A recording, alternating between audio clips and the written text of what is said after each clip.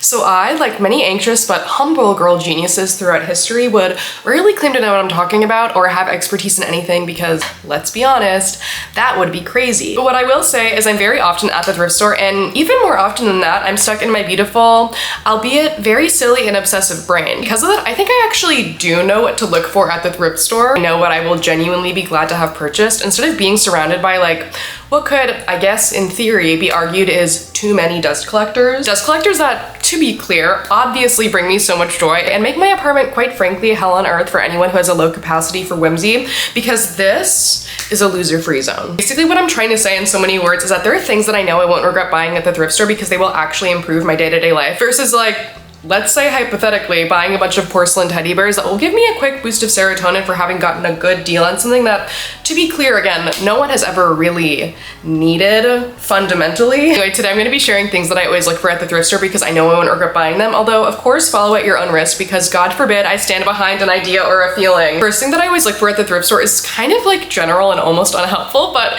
it's just like cotton clothes in general because, okay, listen, I'm gonna be unnecessarily honest right now and admit to you that until the start of the pandemic, I, like many beautiful and very cool and talented girls, would thrift something and almost never wash it before wearing it because I was excited about things, okay? But now I'm at an age where I like value my health and like smelling normal, if you can believe it. So I really like to look for cotton pieces at the thrift store because they're just like so easy to clean. Fucking set it and forget it, honey. Just generally, it's higher quality than like a polyester, for example. And by the way, the sources that I'm citing for that claim are that anecdotally to me, it's easy to clean.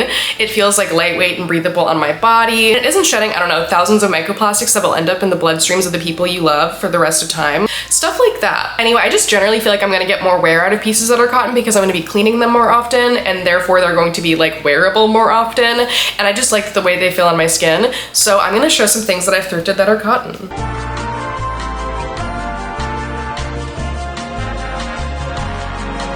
Next thing that I honestly always look for when I'm thrifting are like cute utensils and cutlery and like forks, spoons, knives, whatever the fuck you want to call it. Like this, or even this. And you know what? I'll go ahead and admit it, I'm trusting the sanitized setting on my dishwasher with my entire life with this one. And just so we're all on the same page with this one, I have unfortunately incredibly diagnosed OCD, which by the way, I didn't know I had for the first 20 years of my life because I don't care about germs and never really have, because I've always been kind of optimistic about the microbiome that I'm cultivating. I just feel like it's kind of hard to find cute utensils generally, and they're also, when you do find them, very expensive, in my opinion, like per fork or whatever outside of the thrift store. Also, I don't know what the fuck I'm doing wrong, but I feel like my forks and spoons in particular will just disappear out of nowhere. I feel like even just for that reason alone, I'm always looking for cute utensils to add to my collection, just in case. And I hope that this is obvious just by looking at me, but I'm the kind of person who doesn't want everything in my kitchen to be matchy-matchy. I want it to look like it was eclectic and sourced with love, because it was. And by the way, if you think that this is gross, you're well within your right to think that, but I should have you know that towels were gonna be on this list, like towels that you use to dry off your freshly showered and naked body. I've purchased them from the bins before, but I wanted to soft launch my open-mindedness to potentially germy secondhand goods with utensils. I'm just putting it out there that I personally feel like you can clean almost anything adequately enough to use it, and I think it's worth doing because look at this. I was like holding this up and there was like a huge hair on it, but like look at this. The next thing that I pretty much always look for when I'm at the thrift store are like microwave and dishwasher safe plates, bowls, etc. I'm gonna expose myself as me being kind of dumb again for a second, but I don't really know, other than something being plastic or like metal, what would make something not microwave or dishwasher safe. But I personally only assume that it actually is microwave and dishwasher safe if it says so in writing on the bottom, because I'm like, honey, in this country they are begging for a lawsuit if it isn't in fact microwave or dishwasher safe. If they say so on the bottom, oh, they're very confident in it, and honey, I'll buy it. Literally. I know this isn't very cottagecore of me, but I kind of hate actual cooking and am accordingly very often eating a $4 delicious Trader Joe's meal that honestly usually has some sort of like dystopian fast casual quality to it. Like, I don't know if I'm alone in thinking this, and by the way, I do eat it all the time, but I feel like a lot of Trader Joe's pre-made food has an almost like plastic toy food play pretend kitchen quality to it, with like a unique flair and convenience that keeps me permanently enthralled. Maybe this sounds familiar to you, maybe you like cooking. Also, this very often comes as a shock to people who don't live in New York City, but I am very lucky to have a dishwasher as a New Yorker, and you better believe I'm gonna use it. So I always look for microwave and dishwasher safe plates in particular. This is one of my recent favorites. Are you kidding?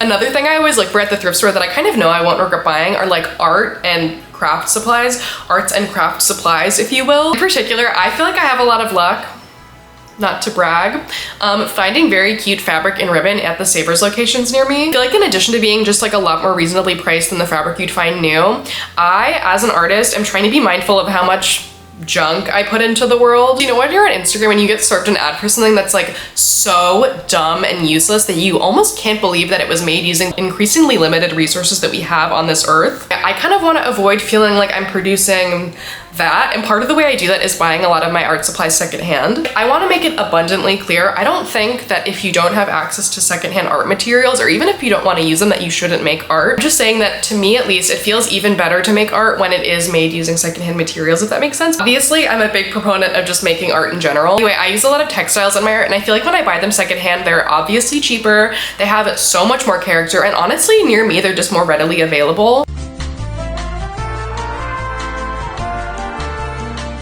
Also always on the hunt for like wall art and decor at the thrift store, because like I don't know if this is just like a me problem because I'm so different and like not like the other girls, but I feel like every surface and tabletop in my apartment is like kind of cluttered and full, and like I'm hesitant to buy dust collectors unless I'm fully obsessed with them. I feel like I'm hating on dust collectors a lot in this video for some reason, and I don't really know why, because they make up like half of what I own, which I guess is kind of why I'm warning you. Anyway, compared to the tabletop surfaces in my apartment, I just feel like I have so much wall space comparatively, and I don't know if this makes any sense, but I feel like having like a cluttered gallery wall feels intentional and like something a well-adjusted person would do. By comparison, looking at my hutch overflowing with Precious Moments figurines kind of feels like a cry for help, although maybe I'm projecting. For those reasons, anything that's wall art is sort of fair game to me, because I just feel like wall art helps a space feel like lived in and stuff.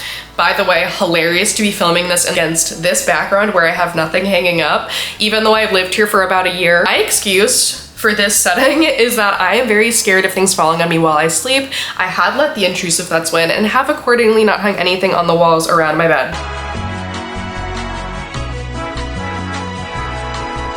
Another thing slash category of thing that I always look for when I'm at the thrift store in particular are like things and styles that are trendy that I want to try out in a more sustainable way. And like, obviously I'm not claiming that I'm the first person to suggest that you look for trendy styles at the thrift store. So like, I'm gonna bravely say that I kind of support any pick-me girls that might be out there who are like, I don't like trying out trends, like that shit's so stupid. I would honestly be lying if I said that I felt like I was above trying out a new like trendy style to see how I could experiment and incorporate it into my existing style. Like, hello, that's so fun. And I don't know why I'm being so vague and cryptic when I say like trying a trend at the thrift store. Basically, to give you like a concrete example, I've been getting more into Y2K baby tees because I feel like they kind of relate to my current existing style, but are something that I wouldn't like have necessarily tried out unless they were trendy, if that makes sense. That since I was like an early teen and kind of figuring out what kind of styles I liked, I've kind of always been drawn to a more like grandma core vintage aesthetic. In the past, we called it shabby chic almost exclusively. And I feel like a big part of dressing like a grandma is wearing like big, oversized, ironic,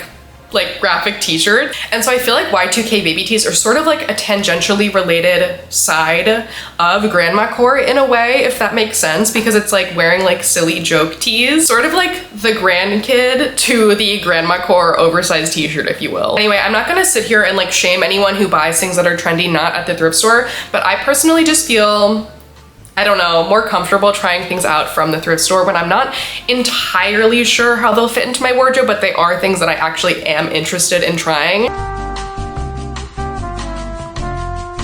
Anyway, my last general piece of advice for anyone who's looking to not regret buying things at the thrift store in the future is specifically clothing related, but I think it might be the most helpful bit of advice in this video. And by the way, I also don't know if I came up with this or if I heard it somewhere years ago and have just been thinking about it ever since. Would I, right now, be excited to change into this piece of clothing if the weather was appropriate? Because my personal experience is that if I don't want to change into something or style it right now, assuming it's clean and the weather is appropriate, I feel like in the future, I'm also not going to be excited to put it on. Like, it's not going to be the first thing that I reach for in my wardrobe. Anyway, it's getting kind of hot as balls in here because I turned off the AC to film this, and also I'm so incredibly parched and recovering from a cold, so I'm gonna go.